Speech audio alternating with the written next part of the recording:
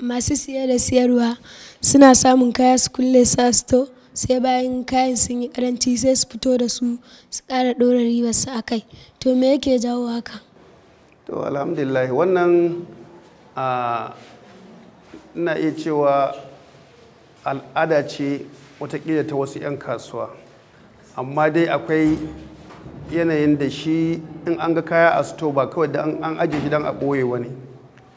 A wani lokacin dole ce take sawa ko dai kasuwa ma ba ciniki, in ka kawo kayanka ba za ka zubar da su akan titi ba, dole sai ka nemi sto ka je ka adana kayanka.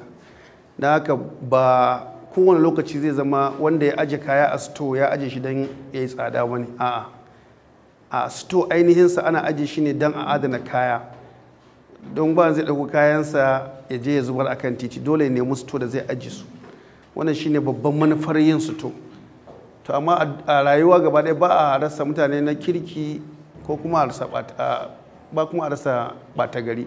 So waɗansu kuma wani lokaci za su iya tanadin kayan su ajiye watakila don ya tsada su zo su sayarwa da 'yan uwansu. Amma dai mafi yawa abin da yake faruwa ga sto shine ana aje kaya sto don a adana kayan a jira kasuwa ba don a yi tsada ba.